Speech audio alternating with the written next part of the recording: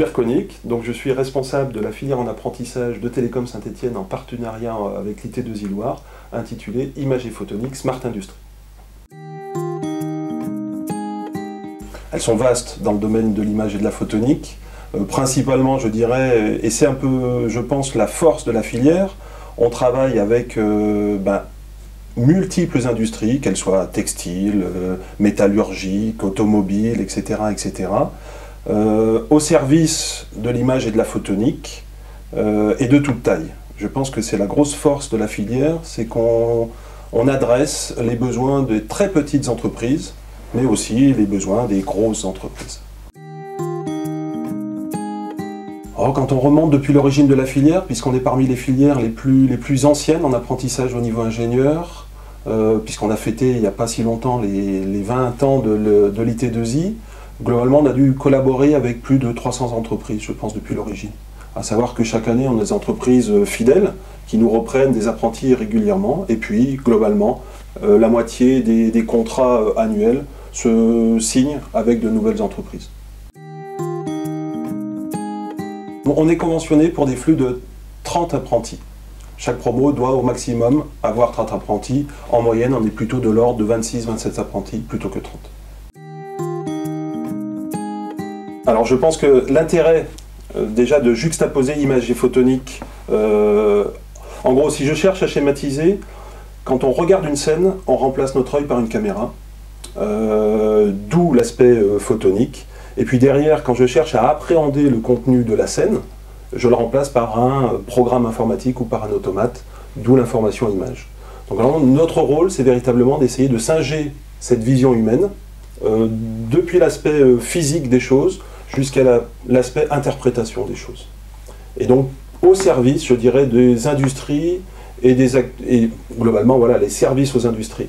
À savoir que la notion de smart industry, qu'on appelle industrie 4.0, qu'on appelle industrie intelligente, qu'on appelle industrie du futur, l'objectif c'est que le secteur industriel mute, le secteur industriel innove en termes d'automatisation des processus, en termes de digitalisation des processus, et notre ambition, notre rôle depuis plus de 20 ans, c'est d'accompagner les mutations, les innovations dans ce secteur technologique de haute volée.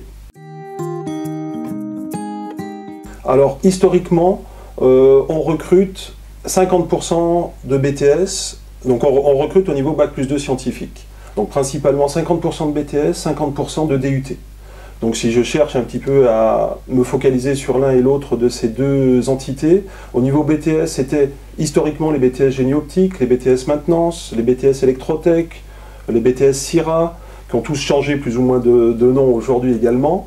Au niveau des DUT, ce sont les DUT GE2I, les DUT mesures physiques, les DUT télécom et réseau, principalement. On recrute aussi en interne, au sein de l'école, puisqu'on a un cycle initial qui prépare justement, notamment pour cette filière en apprentissage, intitulé le cycle Cities. Et puis donc cette année, on va enrichir notre offre auprès des entreprises, en recrutant des étudiants issus des classes préparatoires aux grandes écoles sur la banque Mines Télécom. Donc principalement, on ouvre au concours 5 places en PT et 5 places en PSI.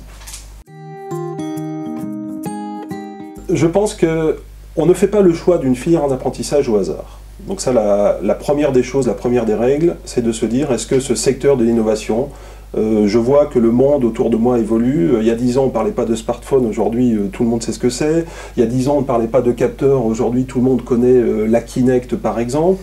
Donc on baigne dans notre quotidien et donc dans le secteur industriel avec de nouveaux capteurs, avec une intelligence artificielle ou pas. On baigne dans ces domaines et donc globalement il faut être intéressé par ça.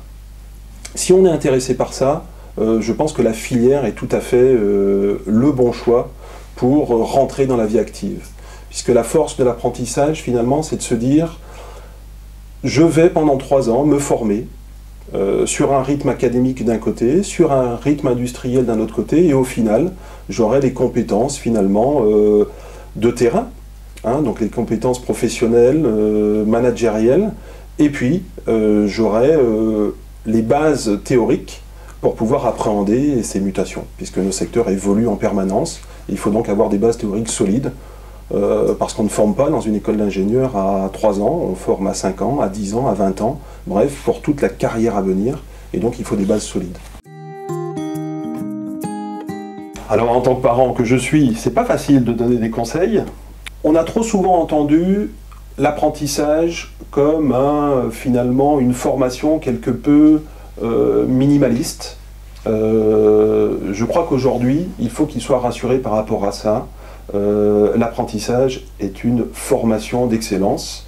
L'apprentissage est une formation qui mène 100% à l'emploi, ce qui n'est pas anodin aujourd'hui. Pendant 3 ans, on a la possibilité de découvrir le monde du travail, qui est quand même la finalité lorsqu'on rentre dans une école d'ingénieur, c'est d'aller travailler en tant qu'ingénieur par la suite. Donc là, on a la chance, je dirais, de pouvoir découvrir ce monde, de pouvoir cotiser pour la retraite, de pouvoir apprendre les postures, le sens du concret et de la pratique professionnelle pendant 3 ans. Ce qui fait que lorsqu'on sort de l'école, on est véritablement opérationnel. Et c'est ce qui fait la différence souvent au niveau du recrutement. Et donc c'est une filière d'excellence. Preuve en est, mais nous sommes une filière, c'est pas, je dirais ce que je vais dire n'est pas national, mais au sein de notre filière, il n'est pas rare de voir 2 ou 3 apprentis par an qui poursuivent finalement leur professionnalisation en thèse de doctorat, sous contrat CIFRE, dans des niches industrielles, clairement, mais ce qui prouve bien que nos candidats sont validés par des écoles doctorales. Donc ils ont un bagage théorique fort, un socle fort, reconnu par les écoles doctorales, et, je dirais, le sens du concret et de la pratique professionnelle. Ce qui fait quand même des parcours et des ingénieurs éminemment opérationnels directement pour le marché de l'emploi.